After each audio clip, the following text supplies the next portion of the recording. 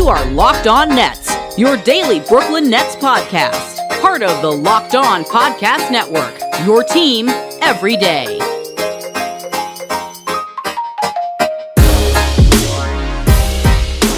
Brooklyn, yo. All right, welcome back to the Locked On Nets podcast on the Locked On Podcast Network, your team every single day. Thanks so much for linking the Locked On Nets, your first listen every day. We're free and available on every and all platforms. I'm Doug Norrie. Super excited to be breaking NBA basketball back down again. That is Adam Armbrecht, who's double excited because he was hosting the One Giant podcast today. Giants get their first win. Nets are back in action. It was one of the all-time great sports days, really, just across all platforms. Buddy, how are we doing Sunday night leading into Monday? As far as I'm concerned, the NFL season just started today, my friend. And what more symbolic gesture than a New York Football Giants win as the Brooklyn Nets also officially start their season preseason. But nonetheless, it counts, and we can start to get that little tickle as the NBA is back in action. Oh, buddy, you could feel the buzz. The basketball is back. Nets Twitter buzzing, the Twitterverse, the NBA verse, all kind of going crazy here. Oh, the first preseason game of the year, Nets Lakers. Did any good players play? Anthony Davis did, but do we care? No, basketball is back. It just means we're getting so close here, and it's so exciting. In some ways, the offseason felt really, really long. In some ways, it felt super short. Tons of stuff happened. And the NBA is nothing if not a 365 day. There you go. News cycle. And so, NBA kind of never really leaves our lives, but then all of a sudden it just comes back and we're watching guys hoop up and on the court again. It just was really, really exciting. We're going to get into the game here in a second. Obviously you saw in the title, the rookies, that's the big story here today. But just from a high level real quick, did it kind of like, leading into the game, seeing the guys take the court here, did it feel like we were fully heading back in the basketball season here? Yeah. I mean, listen, you know why too, because you mentioned the big three didn't play, but I didn't have a lot of anticipation they were going to. So it's not like you hear the lineup, you see them come out and you go, oh boy, I wish those guys were out there. We know what those guys are. It was just exciting to see, let's say Steve Nash on the sidelines, right? You get a guy like Bruce Brown out there, obviously, but then this young class of players that the Nets have brought in, that to varying degrees are going to have roles, but this feels like beyond Vegas, right? Beyond training camp. This is when you get to say, oh, okay, let's start to confirm some information that we've been suspicious about. And it's only once it's NBA. Once the season starts, that's when you think you're getting real knowledge on any of these players. Yeah, so Kevin Durant, James Harden, Kyrie all sit this game out. We kind of knew that ahead of time. We get a starting lineup of Bruce Brown, DeAndre Bembry, Javon Carter, LaMarcus Aldridge, Paul Millsap, not a shooter to be had among that group. So I just thought it was funny that this was the way that they started. I was like, oh, there's not going to be any floor space in here, but they just that's who they end up going with in terms of starters. But I don't know if we need to spend too much time on that group because that felt like a placeholder of sorts. Like all those guys, maybe short of Carter. I'm not sure if he probably makes it out of the camp and is part of the 15-man roster. But really the story here was the draft picks and the rookies because, it's easy to get excited. We were in Summer League. Well, we were not Summer League, but watching all the Summer League games, Cam Thomas, we kind of knew that there was probably the Nets had found something, right? Like Summer League, it's going to tell you some things. It's not going to tell you others. Some players are going to shine more than others, just in terms of their skill sets. But Cam was so freaking good in Vegas, and it was hard to not see. It was easy to see his game translating at the NBA level. And if this first preseason game against actual NBA players, not the full Lakers squad, but this is a group of guys who are mostly rotation players here, it really, really carried over. Oh, 100%. And I think, so there's a couple of different angles on this specifically around Cam Thomas and what he did in this game, but I will just throw it out there as we get over to the tweets every once in a while. Cam Thomas, this is from Matt Brooks, who does a great job covering the post-game pressers. Scoring is scoring. I don't know why people say scoring doesn't translate or can't translate. And I think we'll follow that up with some additional information, but the kid was a scorer in college. He was a scorer in Vegas. He was looking good in training camp. Now you put him out in preseason and he keeps scoring. Like, if nothing else, Cam Thomas is not short of confidence, and there's a reason why, because it doesn't matter. Like, put me on the floor, I'm going to score for you. And this continues the narrative of this offseason from the draft on of how many teams might be regretting not taking Cam Thomas, because it seemed like at the time the Nets got a gift, and this is another sample size to tell you, yeah, probably did. Like, the rich got richer when the Nets had Cam Thomas fall to him. And just in case you were wondering, if you're not watching on YouTube, Adam was putting up some of these tweets over on YouTube Yes, channel for Locked On Nets. Show notes, you can find it there. All the videos are going up there, so make sure you are liking and subscribing over there on YouTube. You can see what we're putting up every day, but get some of the visuals too. Get me wearing my Nets hat that kind of, mostly fits, kind of not. But yeah, so the Thomas thing, look, I don't think we can take too much out of the starting lineup piece because they weren't going to start any of the rookies. That was just that was very clear what they were doing here. They're like, okay, we're gonna start mostly guys who are like veterans. Maybe there aren't so many question marks around them, but then when it comes to the first rotations, that's where we're going to start seeing, the guys who could probably not, I mean, except for Thomas, but maybe break the rotation when it comes to the season, because Thomas comes in, Kessler Edwards comes in, David Duke Jr. comes in.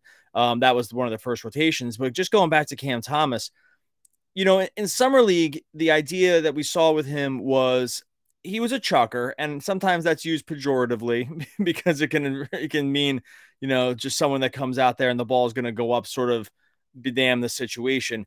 The thing with him is that we saw is that he for sure just as good. The ball he's letting it fly, right? So there's no doubt about that. Grip it and rip but it, we son. saw it again here with just real NBA defenders, real rotation players, his ability to get to his spot when he wants to. Mid-range game was for sure there still. He put a couple guys. He had he had Anthony Davis in the blender once. Davis kind of picked his pocket, but he still got it back, hit a mid-range jumper. He got another one where he put, I think it was Kendrick Nunn, might have been Wayne Ellington. Again, crossed him up for a baseline jumper, and he just looked good, man. It's going to be hard to see. Like, he's got to play, right? I mean, I know this is one preseason game. I'm not trying to go crazy, but between preseason and Summer League, would you say what we've seen so far that Cam Thomas deserves to be, 14 minutes? I'm trying to make the number up, but at a full strength team, like, where do we think we see Cam Thomas? Because it just translated 1-for-1 right away. And to lead into it, follow up with an additional quote from Steve Nash after the game, speaking about Cam Thomas in the rotation this year. We'll see about the rotation. We've got a lot of veteran guys. We've got a lot of scoring punch. So we'll see, but we love them. And, listen, I think that's just Steve Nash tampering expectations, not for the media. He's doing that for Cam Thomas. Go ahead and understand you can look dynamic and explosive here. There's still a long way for you to go as far as where you're going to fit into this team. And the offensive side of it does matter. Thing is, though, when you're this good, 21 points in 22 minutes, I think Cam Thomas is going to make a very strong case over the remainder of the preseason to say, but when one of these guys needs a rest, because the difference is when you look in behind Harden and Kyrie at the guard spots, you're not looking for Bruce Brown to come in there and be a dynamic scorer all on his own. I think Javon Carter, they like him, but that's more of a byproduct scorer, right? Cam Thomas is give me the ball in my hands and I'll go attack. And when we talked about last year, remember, the absence of Dinwiddie due to injury is what created this real lull when you got into the second unit and someone who could take it over and run that offense with some consistency. Worst case scenario, there's going to be runs during the year where they get to say, hey, Cam, go nuts. Like, I think that's going to be a part of it where you almost, you unleash him for a spell and then you say, okay, great job, buddy. That's what we wanted to see from you there. All the other little details, and Nash mentioned this defensively, assignments, knowledge, learning the game, that's going to come. But the scoring piece of it, they're going to be able to tap into that whenever they want. So I expect him to be a part of the rotation. To your point, how many minutes? That's the TBD. All right, we're going to get to some more of Cam Thomas's play, get into some more of these rookies as well, what we saw from some of the rotations in this first preseason game. First, going to talk to you about our friends over at Sleeper. You might be heading into some fantasy drafts coming up pretty soon, but fantasy basketball about to gear up. Fantasy football, obviously, well underway. You can run into some sharks when it comes to this stuff. You can just run into people that are going to end up streaming, players just getting the most games they can out of a given week. And you're already an underdog when you're just running up against opponents like that. Sleeper has figured all of this stuff out. It's a brand new way of playing fantasy basketball. It's called Game Pick. It's only available on Sleeper. And Game Pick, owners pick a single game per week for each starter to count toward their team's total score. It makes sure that you have an even number of games played between all opponents. So you're not going to run into, like I said, some of those streaming monsters that are just going to just kind of bury you with the number of games they put in there. Sleepers just not going to let that happen. If you prefer redraft, keeper, dynasty, Game Picks has all of it covered. Sleeper cracked the fantasy basketball code. If you play fantasy basketball or fantasy football, you prefer building out weekly strategies versus daily busy work, you're going to love Game Picks. Download the Sleeper app. Start a league with your friends, colleagues, strangers today. You won't be disappointed. Download the Sleeper app right now. One-of-a-kind Game Pick is the most strategic fantasy basketball experience in the industry. Download the Sleeper app today. Rhetorical question. Does this sound familiar to you? You've got one device that lets you catch the game live, another one that lets you stream your favorite shows, and you're watching sports highlights from your phone while you're begging your neighbor to get those codes so you can hop onto all the other streaming services and watch some of those little programs that you've been waiting to catch up on. Well, I want to let you know about, of course, DirecTV Stream, which allows you to get all that entertainment you love without the hassle, all underneath one simple access point.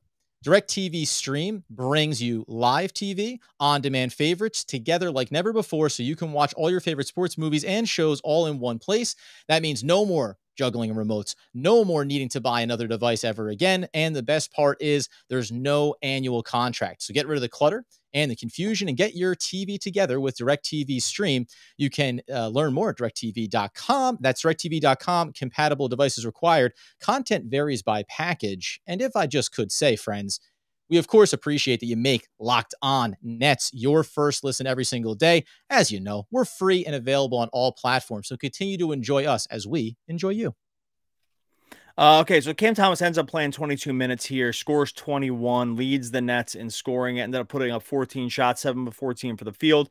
Only three three-pointers. Nets actually didn't bomb a ton in this game, all things considered. Only took 24 three-pointers. That's a little bit of that as a byproduct of who they put out there in the starting lineup. Like I said, that was not a group of shooters. That was a bunch of veterans that went out there to start the game, but they weren't in there to bomb away.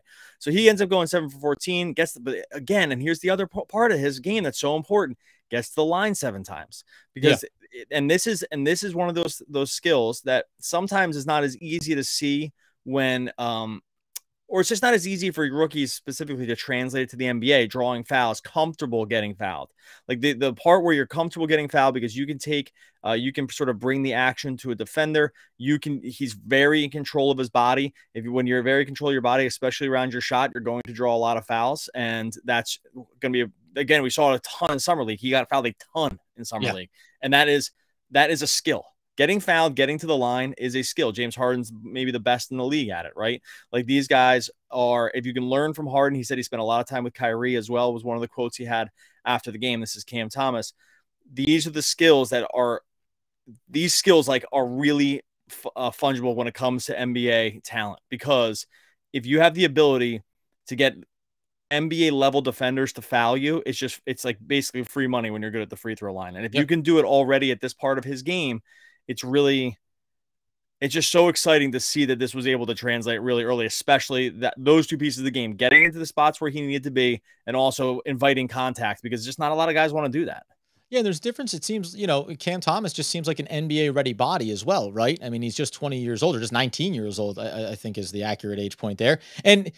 And yet he looks physically capable of playing amongst NBA players. And a lot of times you see this point guard or any position, bigs usually can struggle from this sometimes too. It's you come into the league, you're going to want to throw on another 20 pounds of muscle to be able to really consistently bang bodies with guys. Same thing from a body control standpoint, getting in the lane. And then I think to your point about on ball, the ability to create enough of a problem for NBA defenders that you're getting past them, that you're a step late, that you're a step behind, or that you're trying to reach in and then drawing contact and getting to the line. So again, I said at the top, as far as checking boxes goes, this is another piece. You can be a good scorer, but not be great necessarily being able to drive to the basket. So Cam Thomas is going to have to live on the perimeter early in his career. That's not going to be the case. So he has an all-around offensive game that you can rely on, it looks like, at least. And again, first preseason game, it's not all the starters on all sides, but he was basically doing it by himself. And that's an important piece to being a real offensive threat with consistency.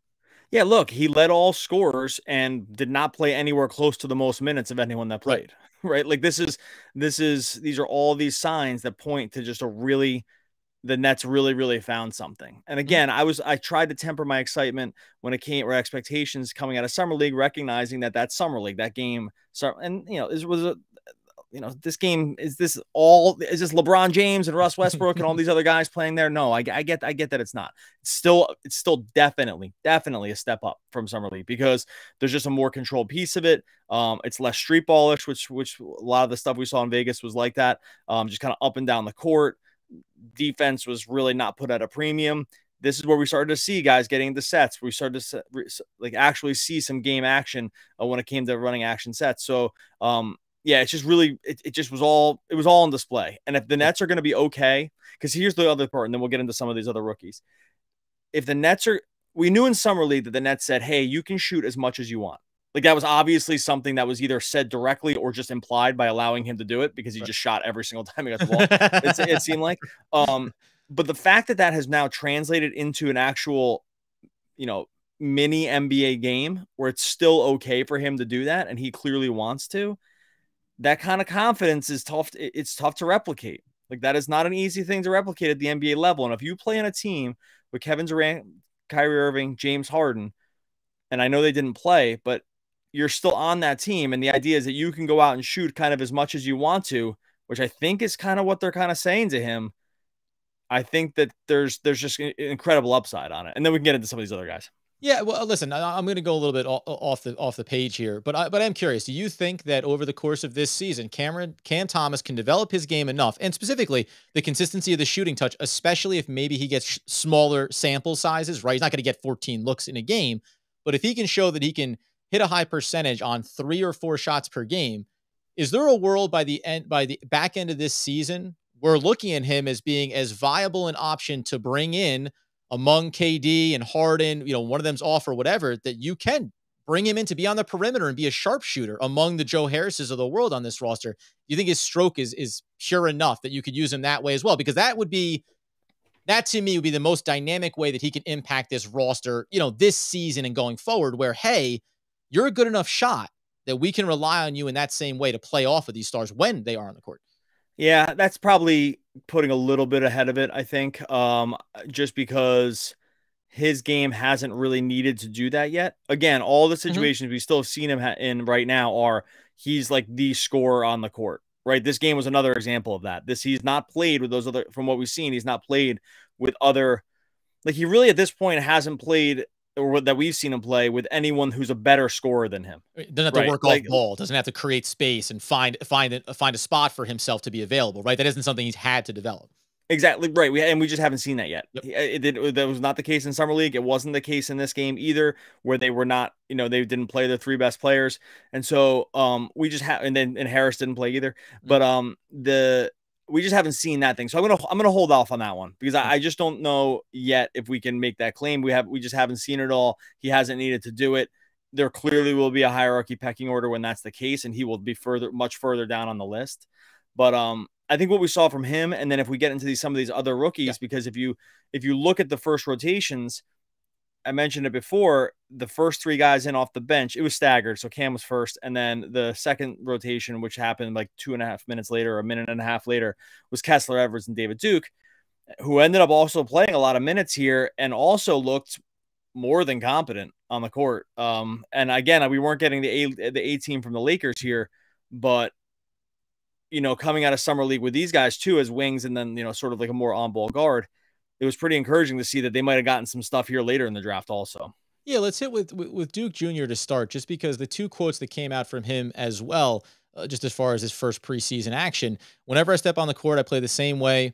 What has got me here, I'm going to use that to keep going. Also went on to say, whether I'm an all-star or it's on a 2-way, I'm going to play the same way. Just because I think this is the theme of all of these rookies, and you heard it on the broadcast as well. They all seemed comfortable. Like, none of them seemed overwhelmed or out of sorts. They all seemed very much in rhythm, regardless of the competition they were playing against. Have you been surprised? Because I know Duke Jr. started to get some buzz when they were in Vegas, and it's been a theme. It's carried over. He's in the running for the second 2-way contract, potentially, at least. He's performed that well. Have you been surprised that he keeps checking the box? It's one thing for Cam Thomas to do it, but if it does feel a little bit different when Duke Jr., and then we'll obviously get to Kessler Edwards as well. Like, these other guys, it's a little surprising to see them looking as competent early, right? Yeah, I'll definitely answer that in a second here because we have some thoughts, especially around those two ways and try not to overreact, but still wanted to react to what we saw in this first preseason game. First, got to talk to you about our friends over at Built Bar. All the flavors on Built Bar. This is where they really get you because they have all the stats to back up with the health piece, the protein bar, just the overall texture of it. But they really concentrated on the flavors: coconut, raspberry, mint brownie, cookies and cream, strawberry. Just some of the flavors you're going to find for Built Bar. Again, they focused on that to make sure it's delicious. Absolutely 100% covered in chocolate as well. The best protein bar on the market. I told you about the stats too. 17 to 18 grams of protein, just 4 to 5 grams of sugar, calories from 130 to 180, 4 to 5 grams of net carbs. Those are the numbers you like to see. Right now, Built Bar was the official protein bar of the U.S. track and field team. If you go to built.com, use the promo code Locked On, you get 15% off your order. Use the promo code Locked On for 15% off at built.com. But flesh it out for me then. Yeah, sorry. No, I was going to say, just continue on with the takeaways from Duke and the expectations from him coming in versus where he's gotten to in a relatively short amount of time. Look totally competent. Again, I want to temper the expectation here a little bit just because this is mostly NBA talent, but this is a lot of other guys that are fighting for two ways. This is like trying to get extended looks at some of these guys to try to see who's going to take those last couple spots. The Nets are in a good position here because they look very deep around these guys, and there's probably going to be some hard decisions, whether someone just ends up permanently in Long Island, I'm not sure. But he looked really in control for a guy that looks pretty athletic. I mean, they're absolutely playing their hardest because I think they know what the stakes are. He was able to get out and transition a little bit. This is Duke, by the way. Was able to get out and transition a little bit. Couple passes, but for the most part, these guys were looking for their shots when they were able to. He put up 9 shots in 31 minutes. He probably doesn't crack the rotation just because of where they are. But in terms of if you knew you had him on a two-way and feel pretty good about it, I think that he's already looks better than some of the other guys they had in this situation in previous years. And so maybe that's me just kind of getting out ahead of my skis a little bit too much with him because he's been put in really advantageous situations. But from him and Edwards too, it looks like from this first game, all the stuff we saw in Summer League really translated over right away. Right. And that's, I think if nothing else, that's really, really super encouraging. Yeah. Cause I think when you consider taking any draft pick at any point, even later in the first round, you wonder, is this going to be a purely developmental project? Is there something they can contribute early? And even just from they're not going to be big contributors on our active roster. We're looking to win a championship, but you know that you also have young talent that whether it's on this roster, moving later, whatever it is, you've brought in competent players. And the biggest piece that you brought up was last season's roster, right? We know what that looked like when you went from the starting unit and then the first handful of guys off the bench and you got a little bit deeper. The offense kind of started to fall apart. There's injuries involved in that, but there wasn't a lot of consistency there. And it does feel like most of these players and whoever ends up on the second two-way are guys that they feel comfortable in and providing consistent offensive output. And I think that can be a marked difference between pouring it on and then trying to survive versus pouring it on and then basically playing even and turning it back over and going, you may never get a chance to come back on this type of team. So I think that's what all these guys are playing for. Johnson, I like the way Johnson's game looked. I don't want to gloss over Kessler Edwards, who equally seemed to get buzz. And he was put on that early two-way. Like, seemed like borderline immediately. He got the first of the two-way contracts. And to me, even though the stat line may not look as exciting, he fits the role and position in the positionless game that I think the Nets would most benefit from having another player like that, maybe beyond Duke Jr. and even beyond Cam Thomas when you talk about the position he plays relative to the talent on the roster. Yeah, he's lankier wing. He needs to bulk up a little bit for sure he doesn't none of his game is good enough in any one particular area right now to warrant anything more than like a speculative sort of developmental run for him. I think that it was good to see him get some minutes. Again, he's too the shot probably needs to improve a little bit, especially at the release. He needs to again totally bulk up because he's pretty small and he's gonna that funky shot, that he has had since college. It seems to work for him, but you wonder, working for you, YouTube, air quotes, working for you at college is different than working for you at the pros. It's like you talk about the transition of the game, right? Yeah, like it just looks a little weird. The guys have been able to survive with a weird looking shot, but when the release level is low, which I think his is, I need to look at it a little closer. It appears like his is a little low with a little bit of a hitch. That's gonna be hard, I think, over the long term. And like I said, if he's gonna have to defend, because if you're gonna be like, if he profiles as a 3-and-D wing, then he's just not big enough right now to do that. And so that's gonna be a work in progress. But it's clear that the Nets from this first game with this rookie class, and it's funny too, because for us in this new iteration of the Nets, like, we haven't really seen this piece with this many rookies to kind of get excited about, right? I think that's one reason why, and we're gonna get to some of these bigs tomorrow, but it's one reason I think why people still hold on to the Claxton piece. I think that there's reason to hold on to it, but it's also because, like, he's just a young guy that they're trying to develop, and you just want that to eventually sort of happen, because it's just fun when you draft a guy and you get to bring them along. Right. I want the payoff.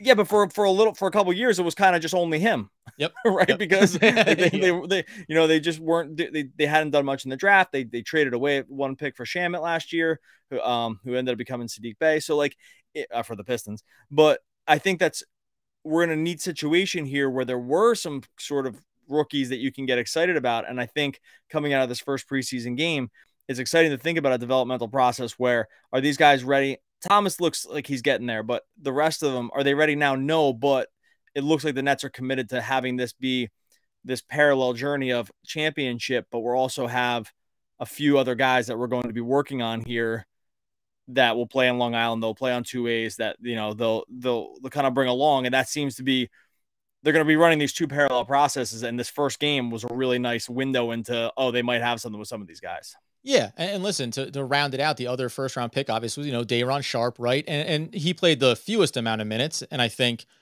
as you kind of indicated over a handful of episodes, of just Day'Ron Sharpe's the guy that's furthest from having an impact and being a real player for the Nets. Doesn't mean he's a bad prospect. And it's worth mentioning, because even in the small sample size, the idea of, listen, maybe I wanted to squeeze this in, one, because he's one of the rookies, but also because it had to have been impossible to make it through even a preseason game without Dwight Howard somehow being as Dwight. It was awful, right? It was just the most irritating thing to see. He ends up elbowing Day'Ron Sharpe in the jaw. He did come over to the sideline. There was a quote after the game from Paul Millsap saying, I really like the rookie's composure in that spot. Like, wouldn't have been surprised if even in a preseason game, a young player is willing to go at somebody. But he's big, he's physical, he has a lot to develop. He looked good at the line, which I think is a nice reminder as far as where his shot can hopefully develop to. But I thought about it in terms of, you moved on from DeAndre Jordan, obviously, and this kid that you're going to need to develop, what he already has in that mold of being a rebounding big, right? May not have much of a shot.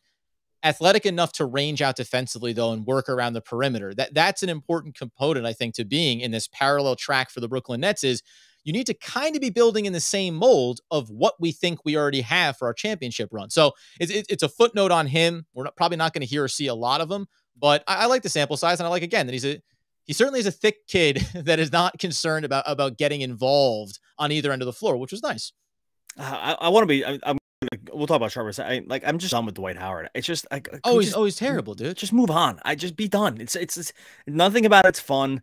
It just sort of seems weird. It's like the old guy that hung out at the party too long, that's having a little too much fun, and it just seems a little weird. The guy showed up 7 years later at the frat and kind of still wants to be doing the same things. It just, the whole thing just seems so put on. Whatever. Anyway, but no, yeah, Sharpe. It's no fun. Yeah, look, it was kind of end of the bench stuff. He didn't get his first minutes till 3 minutes left to go in the third quarter. Kind of ran out the garbage time run. Looked fine. Looked tough. Like you said, he's the furthest away. But if we're rounding out this rookie class of these guys that they brought in here, he definitely made the most of his minutes. No doubt about it, right? Like, he was really good in those minutes. To me, the only thing to me was the minutes kind of tell a story. Like, where he ended up showing up kind of was like, not an afterthought, but it kind of like it did sort of lay the groundwork for probably where he ends up in the actual scheme of things going forward. Sure. And just listen, in a game we may touch on, I'm not going to say any more than in a game when Nicholas Claxton picked up 3 very quick fouls, right, in a preseason game. this is the other guy that you're trying to develop. This is another young player, right? So I just think it's good to get any good sample size is a good thing. And every single rookie gave you a good sample size. And that's, I'll tell you, we'll talk about this tomorrow. He looked better than Claxton. I'll tell you. Well, that. and that's, call it the tease, right? Be sure to check in on Tuesday's episode because it may have been a small sample size, but you may have learned more about other players through Day'Ron Sharpe and his small minutes that I think, well, listen, it's going in the way we thought, I think, and we'll save it. But that's, other alarm bells may be ringing or at least confirming some stuff. But great stuff from the rookies today. It was just phenomenal to see them out there, and I'm excited to see how they develop. And if you listen to the show, you know me, man. I'll be dipping my toe into the G League waters just to kind of be building a little hype train in the background. Wherever I got to go to follow these kids, I'm going to enjoy them. Yeah, really good stuff. We'll get to some of these other guys tomorrow. We'll talk a little Claxton. We'll talk about some of the guys in the starting lineup too. There was some stuff to get excited about with that group. We kind of just wanted to focus on these rookies because that was clearly what the Nets wanted to do. Also, like we said at the top, thanks for making us your first listen. You can head over to YouTube. Make sure you subscribe to the Locked On Nets YouTube channel. Every episode and more going on up over there. And also like and subscribe wherever you listen to podcasts. Like and subscribe on YouTube. Like and subscribe to wherever you listen to podcasts. It's about having experiences. It's about building knowledge in these preseason games. It makes me think. You asked me if I have scars? Yes, sir. I have my scars. William H. Billy the Kid from Young Guns. Oh, Emilio Estevez? Oh, yeah, okay. You better believe it, brother. All right, pull that one. All right, that's it threw me off. I love a good Young Guns reference. Lou Diamond Phillips, the whole group. All right, we'll be back again tomorrow talking more Brooklyn Nets basketball.